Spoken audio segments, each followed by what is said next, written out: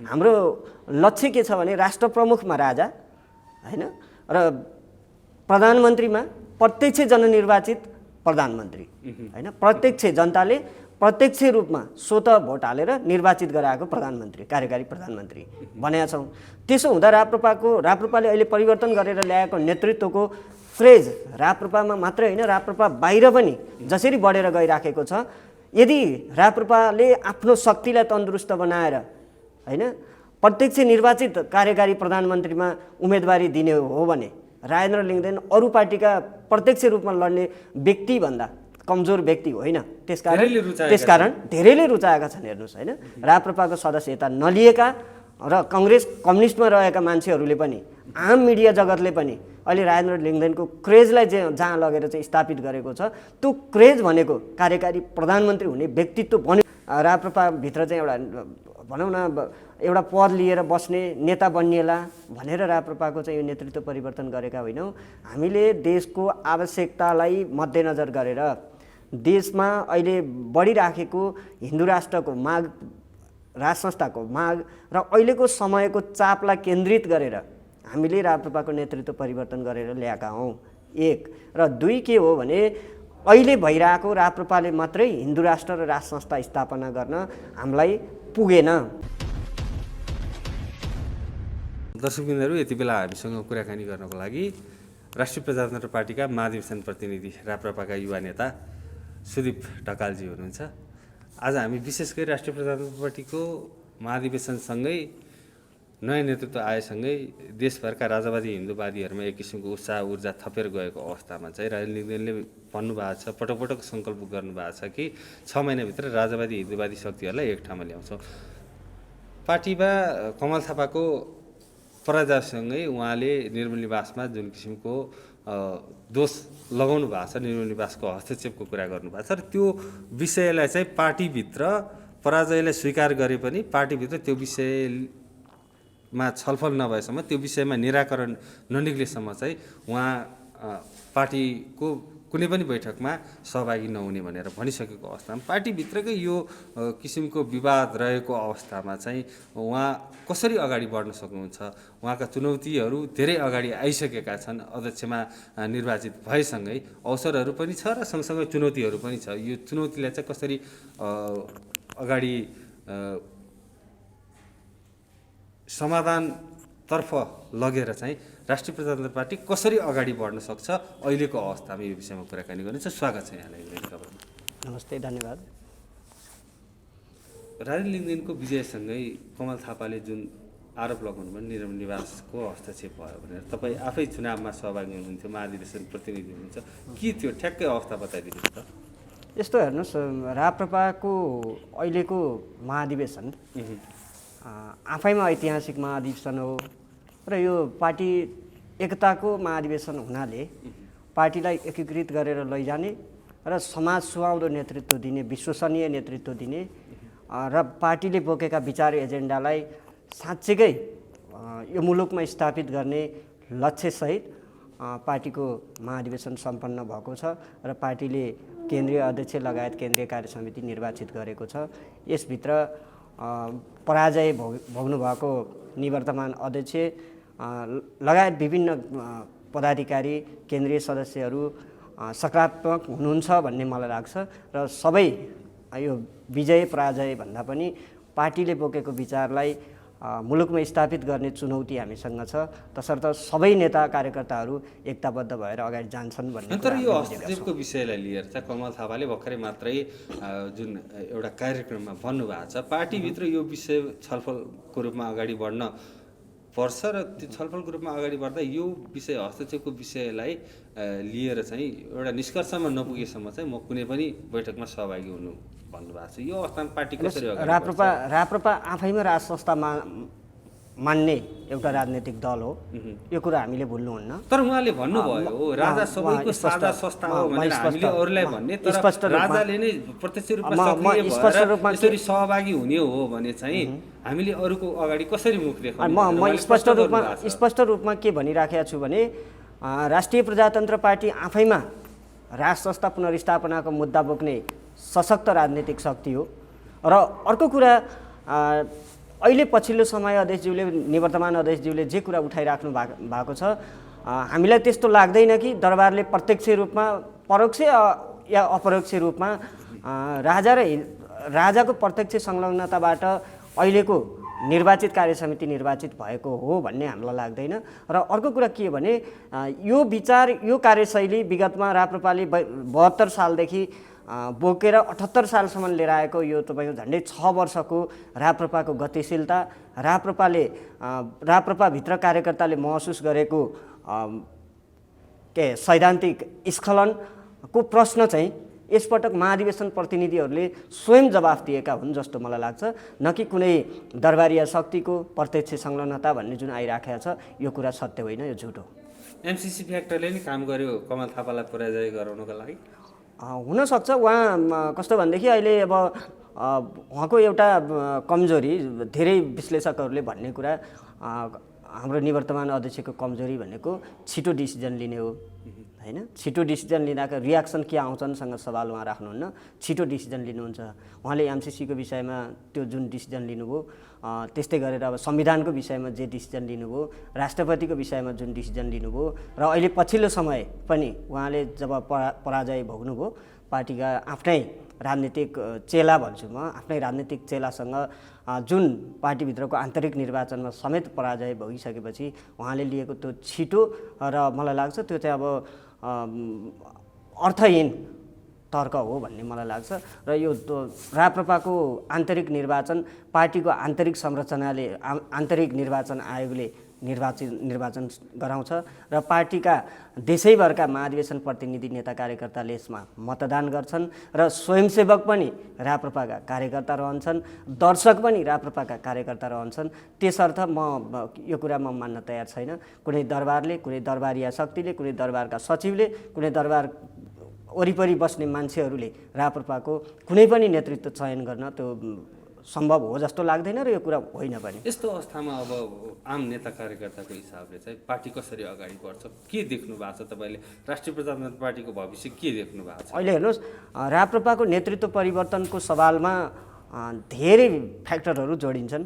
जस्तो मैले भने 72 साल पछाडि हाम्रो यो पार्टीलाई नेतृत्व गर्ने नेतृत्व तहको एउटा पार्टीप्रतिको गलत निर्णय, पटक पटक भएका गलत निर्णयहरू, सत्ता साझेदार पार्टीको रूपमा जब राप्रपा प्रयोग भयो, आम कार्यकर्ता, आम राजावादी हिन्दूवादी सङ्घ सङ्गठनहरूको त्यो अपेक्षा थिएन। हामी हाम्रा शुभचिन्तकहरू, हाम्रा पार्टीका कार्यकर्ताहरू र नेताहरूमा समेत हामी भित्रदेखि सफल हुँदै थिएनौँ, हामीले चाहिँ गलत गरिराखेका थियौँ र यो गलतको चाहिँ फैसला कार्यकर्ताहरूले महाधिवेशनमा गरेका हुन्। अब आगामी दिनमा राप्रपाभन्दा बाहिर छरिएर रहेका हिन्दू राष्ट्र बोक्ने, राजा बोक्ने र सडकमा सङ्घर्ष गरिराखेका शक्ति र व्यक्तिहरूको एकता चाहन्छ। यो एकताको प्रयास 6 महिनाको सङ्कल्प गर्नुभएको छ एकदमै। यो 6 महिनाको सङ्कल्प गरिरहँदाखेरि चाहिँ तपाईँ आफैले पनि राजावादी हिन्दूवादी आन्दोलनलाई नजिकबाट निहालिरहनु भएको छ। एकदमै एकले अर्काको अस्तित्व स्वीकार्न नसक्ने अवस्था छ राजावादी हिन्दूवादी विभिन्न अभियान सङ्गठनहरूमा। राप्रपाको नेतृत्वलाई सहजै स्वीकारेर चाहिँ राप्रपामा समाहित हुन अथवा चाहिँ राप्रपासँग मोर्चाबन्दी, राप्रपाको नेतृत्वको मोर्चाबन्दी कस्नलाई तयार हुन्छन् जस्तो लाग्छ? होइन, हामीले त्यसरी बुझेका छैनौँ यो तयार हुँदैनन् भन्ने कुरा होइन। यो राप्रपा भनेको कस्तो भन्नुहुन्छ भने राज संस्था र हिन्दू राष्ट्र माग्ने देशको एउटा अग्रणी शक्ति हो र पहिलो शक्ति हो र ठुलो शक्ति पनि यही नै हो। त्यसकारण राप्रपाको अबको कार्यदिशा आन्दोलन र निर्वाचन, आन्दोलन र निर्वाचन सँगै जान्छ। हामीले विगतदेखि निर्वाचन नजिकै छ, कसरी 6 महिनाभित्र चाहिँ तपाईँहरूले सङ्कल्प गर्नुभएको छ अध्यक्षजीले, त्यो अनुसार काम कारबाही होइन। यो अध्यक्षले एकजनाले गर्ने कुरा मात्र होइन, राप्रपा माताहतका सबै नेता कार्यकर्ताले कसरी गर्नुहुन्छ त तपाईँहरू? भइराखेको छ। म भन्दैछु, म त्यही सन्दर्भमा भन्दैछु, हाम्रो नीति नै विगतदेखि नै के हो भने सदन र सडक हो। हेर्नुहोस् होइन, सदन र सडकभित्र सरकार मिसाउँदा हाम्रा केही नेतृत्वहरू असफल हुनु पर्यो, पार्टीले यो दुर्दशा भोग्नु पर्यो। हाम्रो नीति र हाम्रो अहिलेको रणनीति भनेको सदन र सडक हो। सदन र सडकलाई हामीले समान रूपमा हाम्रो उपस्थिति रहन्छ। त्यो भन्नुको अर्थ के भने अहिले हामी निर्वाचनको नजिक छौँ र फेरि हाम्रो अहिलेको टड्कार आवश्यकता भनेको राज संस्था र हिन्दू राष्ट्रको विषयमा अन्य शक्ति र व्यक्तिहरूलाई एकीकृत गरी सडकमा उपस्थिति देखाउनु पनि हो। त्यसकारण राप्रपाले के बुझेको छ, अहिलेको राप्रपाले, अहिलेको महाधिवेशन पछिको राप्रपाले के बुझ्दछ भने हामी निर्वाचनमा पनि विजयी हुनु छ, सडकमा पनि हाम्रो उपस्थिति बलियो बनाउनु छ। त्यसकारण हामीले के गर्नुपर्दछ अब भने पार्टीभन्दा बाहिर रहेका समान विचारधारा बोक्ने सङ्घ संस्था व्यक्ति समूहलाई एकीकृत गर्दै आगामी निर्वाचनमा पार्टीलाई साङ्गठनिक रूपमा बलियो बनाउँदै अन्य राजनीतिक पार्टीहरूबाट हाम्रो विचार बोक्नेहरूलाई पार्टी प्रवेश गराउने भने त यो अहिले भनेको त यो हाम्रो त आन्दोलनकै रूपमा हामीले पार्टी प्रवेशको कार्यक्रम अगाडि लैजानुपर्छ भन्ने दृष्टिकोण बोकेका छौँ। त्यसकारण राप्रपाले निकट समयमा नै छरिएर रहेका हिन्दूवादी राजावादी सङ्घ सङ्गठनहरूलाई एकीकृत गर्ने प्रयास गर्छ र यो सम्भव छ। त्यस लगतै आन्दोलन सडक तताउँछ राप्रपाले। अनि हेर्नुहोस्, हाम्रो यो प्रमुख शक्ति आन्दोलन भनेको कुरा के हो भने प्रमुख शक्तिको सशक्त जब उपस्थिति सडकमा हुन्छ, साना सङ्गठनहरू आफै मर्जर हुँदै जान्छन् र केही देखिएका ठुला सङ्गठनहरूसँगको अहिलेको छलफलहरू चल्ने क्रम नै अगाडि गइसक्यो। राज संस्था र हिन्दू राष्ट्र पुनर्स्थापनाको एजेन्डा बोक्ने राप्रपा प्रमुख शक्ति हो। एकदमै हो, एकदमै। हेर्नुहोस्, यो राजनीतिक रूपमा विस्थापित भएको राज संस्था, राजनीतिक शक्तिहरूले विस्थापित गरेको हिन्दू राष्ट्र पुनर्स्थापना गर्न राजनीतिक शक्ति नै अर्को वैकल्पिक शक्ति स्थापना हुनुपर्छ। त्यो भनेको हेर्नुहोस् न, अब राप्रपाको उपस्थिति हेर्नुहोस् जनतासँग कुन अवस्थाको छ र अन्य राजनीतिक दलहरूको उपस्थिति, यो समान विचार बोक्ने राजनीतिक समूहहरूको उपस्थिति कुन अवस्थाको छ। हेर्नुहोस्, राप्रपाले भर्खरै महाधिवेशन सकेर आएको छ।